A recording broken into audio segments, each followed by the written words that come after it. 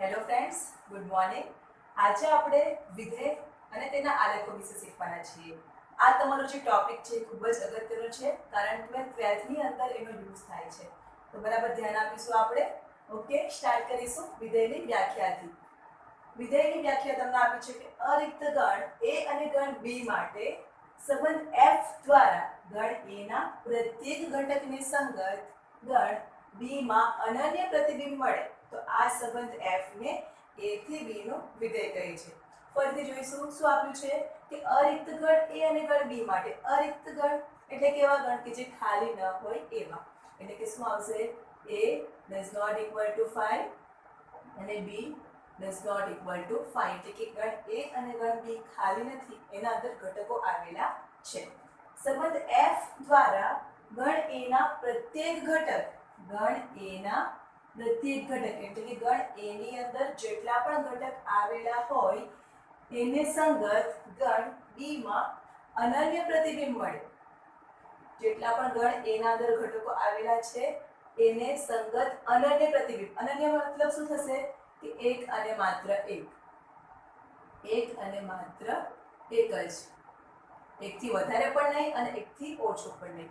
અનન્ય પ્રતિબિંબ મળે તો આ સંબંધ F ને A થી B નું વિધેય કહેવાય. શું છે વ્યાખ્યા? કે તમને બે ગણ A અને ગણ B આપ્યા હોય અને ગણ A ની અંદર જેટલા પણ ઘટક તમને આપેલા છે તો એ ઘટકને સંગત તમને એક અને માત્ર એક જ પ્રતિબિંબ મળતું હોવું જોઈએ. જો એવું થાય તો એને શું કહેવાશે? એ સંબંધને વિધેય છે એવું કહેવાશે. આગળ જોઈશું આપણે. જો F from A to B એ વિધેય હોય અને ક્રમયુક્ત જોડ AB belongs to F તો F of A is equal to B લખાશે. શું લઈ લીધું છે આપણે કે F from A to B A already તમને શું કરી દીધું છે કે એ તમારું વિધેય છે અને એ F ની અંદર ક્રમયુક્ત જોડ AB આવેલી છે. એટલે કે ક્રમયુક્ત જોડ AB એ F નો સભ્ય છે.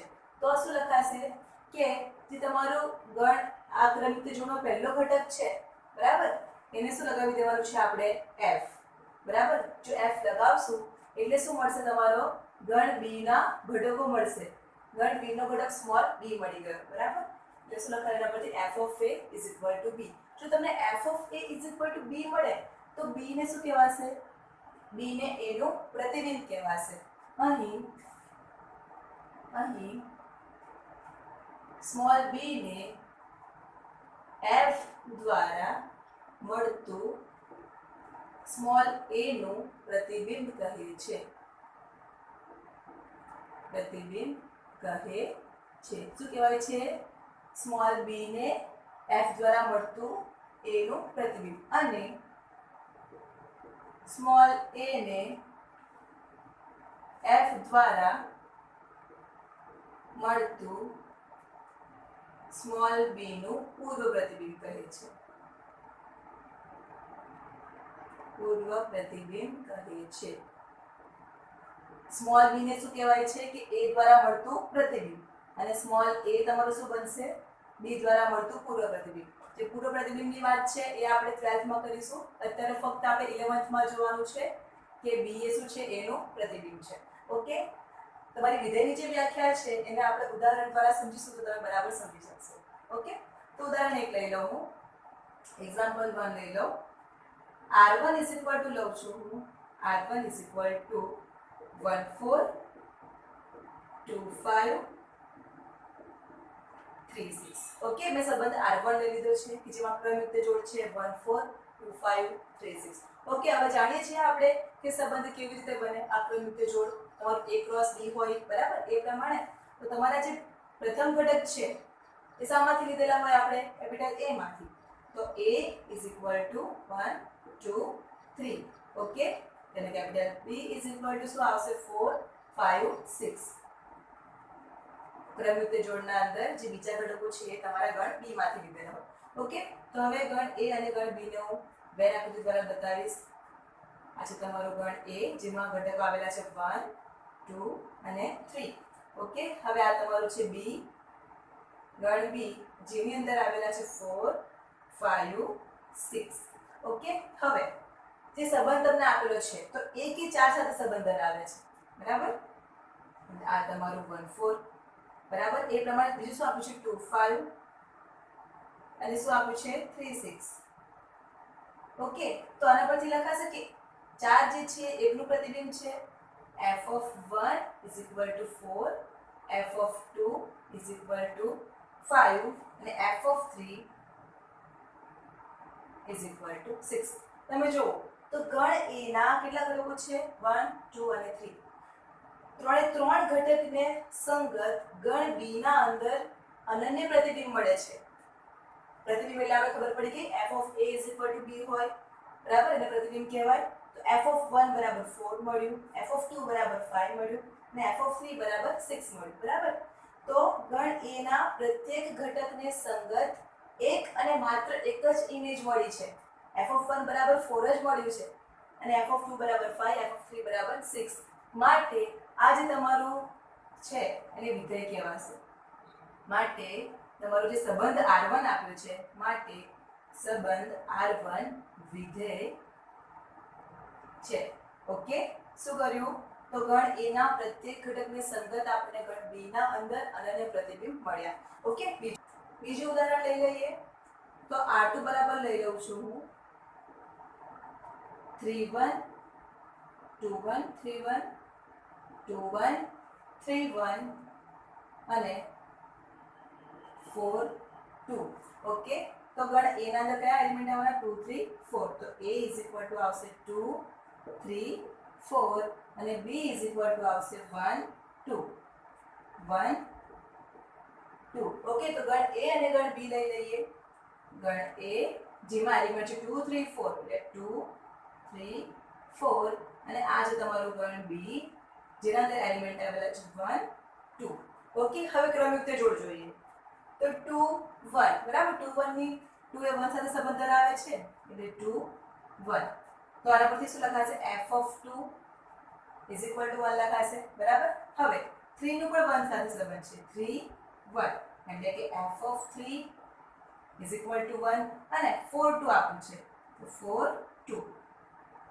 તો f of 4 is equal to 2 એટલે કે શું મળે છે 2 નું પ્રતિબિંબ 1 મળે છે, 3 નું પ્રતિબિંબ 1 મળે છે અને 4 નું પ્રતિબિંબ 2 મળે છે. તમે જોશો તો ગણ A ના તમારા ત્રણ ઘટકો છે એ ત્રણે ત્રણને એક અને માત્ર એક જ પ્રતિબિંબ મળે છે. f of 2 ને 1, બરાબર, f of 3 ને 1 અને f of 4 ને 2. ઓકે, તમારું આ જે ગણ B છે એના અંદર કોઈ પણ આ બે ઘટકો જોડાયેલા હોય તો ચાલે, બરાબર. એટલે કે f of 2 બરાબર 1, f of 3 બરાબર 1 થાય તો ચાલે. ઓકે, અને આ શું મળે છે f of 4 બરાબર 2. ઓકે, તો હવે આ તમને શું મળે છે કે ત્રણે ત્રણ ઘટકોને એક અને માત્ર એક જ પ્રતિબિંબ મળે છે. એટલે આ સંબંધ તમારો R2 છે, R2 એ વિધેય કહેવાશે, વિધેય છે. ઓકે, હવે થર્ડ જોઈએ. હવે બે ત્રણ એક્ઝામ્પલ જોઈશું એટલે તમને વધારે ખ્યાલ આવશે. હવે થર્ડ જોઈ લો. થર્ડ લઈ લઈએ R3 is equal to 1 2 2 3 3 4 4 5 and 5 6. Okay, હવે આના માટે કરીશું આપણે. તો આના બરાબર a બરાબર શું થવાનું? આ તમારો સંબંધ જે R3 છે એ તમારો a થી a પર વ્યાખ્યાયિત છે. ઓકે, અને એ તમારો શું છે a is equal to suppose લે 1 2 3 4 5 6. તમારો ગણ a શું છે એના અંદર ઘટકો આવેલા છે 1 2 3 4 5 6. ઓકે, અને સંબંધ R3 તમારો a થી a પર વ્યાખ્યાયિત છે એટલે કે આની અંદર પણ 1 થી 6 સુધીના એલિમેન્ટ છે અને આની અંદર પણ 1 થી 6 સુધીના એલિમેન્ટ છે. તો લઈ લઈએ, પહેલા આકૃતિ દ્વારા સમજીશું આપણે. તો આની અંદર છે 1 2 3 4 5 6. ચલો આની અંદર 1 2 3 4 5 6 આ બંને a છે, બરાબર. હવે જોઈએ તો ક્રમિક રીતે જોડ જોવાની છે આપણે. તો આ શું છે તમારું આપેલું ફર્સ્ટ 1 2. તો 1 એ 2 સાથે સંબંધ ધરાવે છે એટલે આ તમારું આ રીતે આવશે કિરણ આકૃતિ. 2 3 આપ્યું છે એટલે 2 3 3 4 3 4 4 5 4 5 અને શું આપ્યું છે 5 6. ઓકે, આગળ કઈ આપ્યું છે? નથી આપ્યું. ઓકે, તો તમારો જે ઘટક તમને શું મળ્યું છે કે આના પરથી f(1) બરાબર 2 મળી જાય. f(1) = 2, f(2) = 3, f(3) = 4, f(4) = 5 અને f(5) = 6. પરંતુ તમને f(6) બરાબર કંઈ મળતું નથી, બરાબર? એટલે કે તમને 6 નું પ્રતિબિંબ કોઈ મળતું નથી. માટે શું કહેવાશે કે આ આપેલ સંબંધ જે છે એ વિધેય નથી, કારણ કે ગણ A ની અંદર એક ઘટક બાકી રહી ગયો, બરાબર? આપણી વ્યાખ્યા તો શું કહે છે કે ગણ A ના પ્રત્યેક ઘટકને સંગત તમને એક અને માત્ર એક જોડ મળવી જોઈએ, પ્રતિબિંબ મળવું જોઈએ, બરાબર? પણ તમારો અહીં ઘટક 6 બાકી રહી જાય છે.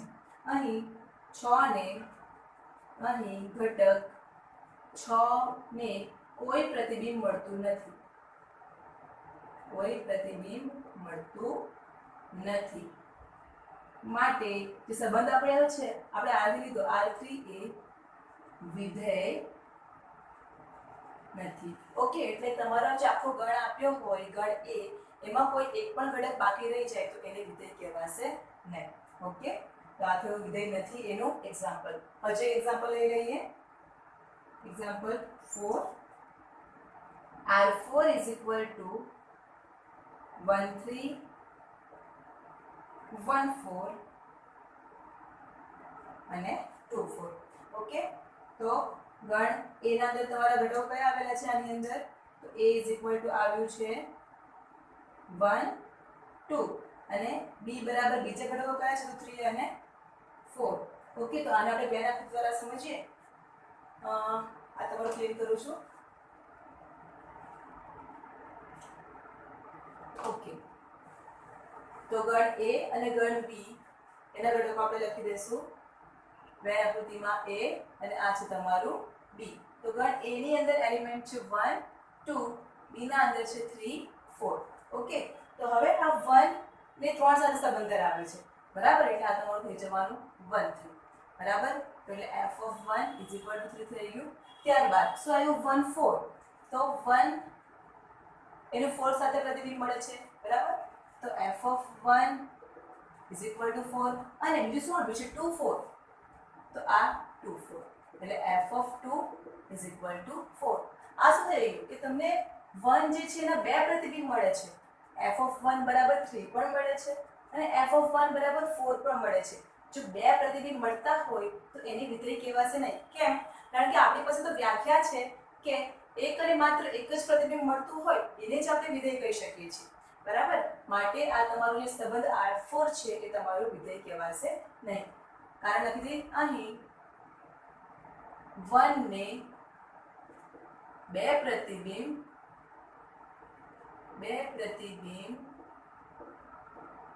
મળે છે, તેથી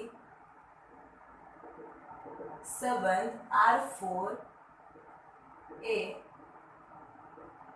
વિધેય નથી. ખ્યાલ આવી ગયો તમને વિધેયની અંદર? જે આપણે પહેલો એક્ઝામ્પલ જોઈ લો એમાં શું કર્યું આપણે કે ગણ A ના પ્રત્યેક ઘટકને સંગત ગણ B માં અનન્ય પ્રતિબિંબ મળતું હતું, માટે એ વિધેય છે. પછી બીજો એક્ઝામ્પલ જોયો આપણે તો 2, 1, 3, 1, બરાબર? એટલે કે ગણ B નો જે ઘટક કોઈ એક જ હોય, બરાબર? તો એના બરાબર જો f(2) = 1, f(3) = 1 પડતું હોય તો ચાલે, બરાબર? એ મતલબ થયું શું? તો અલગ જ આખું પ્રતિબિંબ છે, બરાબર? f(2) ને 1 પ્રતિબિંબ મળ્યું અને f(3) ને 1, બરાબર? અને f(4) = 2. તો એક્ઝામ્પલ R2 ની અંદર પણ શું થાય છે કે અનન્ય પ્રતિબિંબ મળે છે, એટલે એને R2 પણ એક વિધેય છે. થર્ડમાં શું જોયું આપણે કે તમારો ગણ A જે છે, બરાબર? એમાં એક એલિમેન્ટને પ્રતિબિંબ મળતું નથી, માટે તમારું R3 એ વિધેય કહેવાશે નહીં. અને ચોથા એક્ઝામ્પલની અંદર ગણ A ના એક ઘટક એવો છે કે જેને બે પ્રતિબિંબ મળે છે, પણ આપણી વ્યાખ્યા તો એવી છે કે માત્ર એક જ પ્રતિબિંબ મળવું જોઈએ, અનન્ય પ્રતિબિંબ મળવું જોઈએ, બરાબર? માટે R4 તમારું વિધેય કહેવાશે નહીં. તો ક્લિયર થયું તમને વિધેયની અંદર કે વિધેય કોને કહેવાય છે? ઓકે, આગળ એક નોટ છે જોઈ લઈએ. વાસ્તવિક સંખ્યા વ્યાખ્યા જોઈશું વાસ્તવિક વિધેયની. જો કોઈ વિધેયનો વિસ્તાર R કે R નો કોઈ ઉપગણ હોય, જો કોઈ વિધેયનો વિસ્તાર એ શું કીધું છે તમને કે r કે r નો ઉપગણ હોય તો તે વિધેયને વાસ્તવિક કિંમતોનું વિધેય કહેવાય છે. ફર્સ્ટ સપોઝ તમને f from a to b આપ્યું હોય બરાબર અને તમને શું આપ્યું છે કે જો કોઈ વિધેયનો વિસ્તાર એટલે શું કે તમારા બીજા ગણમાંથી હોય બરાબર એ વિસ્તાર જે છે એ r કે r નો કોઈ ઉપગણ હોય તો સપોઝ એ r હોય ક્યાં તો પછી r નો ઉપગણ હોય તો તે વિધેયને શું કહેવાય છે વાસ્તવિક કિંમતોનું વિધેય. એટલે કે તમે કોઈ મૂલ્ય શોધશો એનું તો શું આવશે તમારી વાસ્તવિક સંખ્યા આવશે. વાસ્તવિક સંખ્યા આવશે એટલા માટે એને કહેવાય છે વાસ્તવિક કિંમતોનું વિધેય. અને જો પ્રદેશ પણ r અથવા r નો કોઈ ઉપગણ હોય એટલે કે આ તમારો જે પ્રદેશ છે એ તમને r આપેલો હોય અથવા તો r નો ઉપગણ આપેલો હોય તો તેને વાસ્તવિક વિધેય કહે છે. એટલે કે તમને આપ્યું હોય f from r to r તો એને શું કહેવાશે વાસ્તવિક વિધેય. બરાબર. હવે આપણે જોવાના છે કેટલાક વિધેયો અને તેના આલેખો વિશે. એની અંદર ફર્સ્ટ આપ્યું છે તમને કે તદેવ વિધેય. તદેવ વિધેયને શું કહેવાય છે ઇંગ્લિશની અંદર તો આઇડેન્ટિટી ફંક્શન. ઓકે તો ફંક્શન લઈ લઉં હું f from r to r માટે r એટલે શું વાસ્તવિક સંખ્યાઓનો ગણ અને ફંક્શન જે છે એ r થી r પર ડિફાઇન છે. ઓકે માટે પ્રત્યેક x belongs to r માટે f of x is equal to x થાય તો વિધેયને તદેવ વિધેય કહે છે. વિધેય કહે છે. શું આપ્યું છે કે f from r to r માટે એટલે તમારું ફંક્શન છે એ r થી r પર ડિફાઇન છે. r એ તમારું શું છે વાસ્તવિક સંખ્યાઓનું ગણ. જો ફંક્શન તમારું f એ r થી r પર હોય એટલે કે વાસ્તવિક વિધેય છે એવું કહેવાશે. ઓકે તો આ તમારું વાસ્તવિક વિધેય છે. તો એના માટે સ્મોલ x પ્રત્યેક x belongs to r માટે f of x બરાબર શું મળે? જો f of x બરાબર x મળે તો એ વિધેયને શું કહેવાય છે તદેવ વિધેય કહેવાય છે.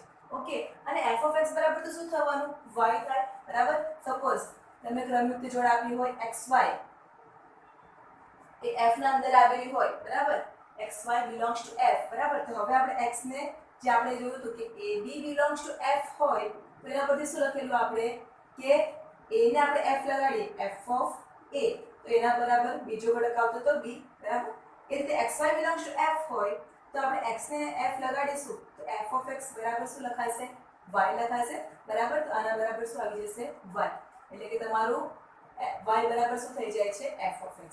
ઓકે તો તમારું એ શું આપ્યું છે કે તદેવ વિધેય ક્યારે કહેવાશે તો f of x is equal to x થશે ત્યારે અને f of x બરાબર તો y છે માટે એના પરથી આપણે y is equal to x માં લખી શકીએ બરાબર. હવે આપણે શું કરવાનું છે કે આ તદેવ વિધેયનો આપણે આલેખ મેળવવાનો છે. ઓકે તો આલેખ મેળવવાનું હોય એટલે x અક્ષ અને y અક્ષ લઈ લેવાનું. આ લઈ લઈએ આપણે y અક્ષ અને આ લઈ લઈશું આપણે x અક્ષ. ઓકે ત્યાં આપી દઈએ આ તમારું ઉગમ બિંદુ છે લઈ લઈએ 1 2 3 4 એ તો ઉપર લેશું 1 2 3 4 આ બાજુ લઈ લેશું -1 -2 -3 -4 -1 -2 -3 -4. હવે આપણે x અને y ની વેલ્યુ મૂકીએ તો આ તમારું x y 10th માં આપણે શીખી ગયા છે બરાબર.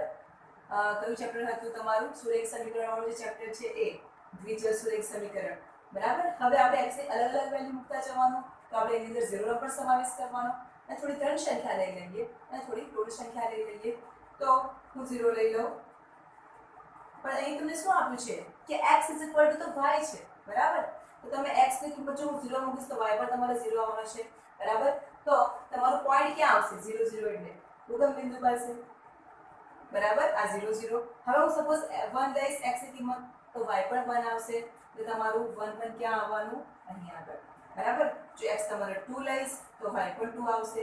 એ રીતે જો x -1 લઈશ તો y તમારા -1 x -2 લઈશ તો y પણ તમારા -2 એટલે તમારું 1 1. હવે આપણે 2 2 જો દર્શાવી તો ક્યાં આવશે અહીં આગળ પછી -1 -1 અને આ શું આપ્યું છે -2 તો આ -2 બરાબર. હવે આપણે આ પોઈન્ટને જોડી દઈએ બરાબર તો શું મળે છે તો ઉગમ બિંદુમાંથી પસાર થતી શું મળે છે રેખા મળે છે બરાબર.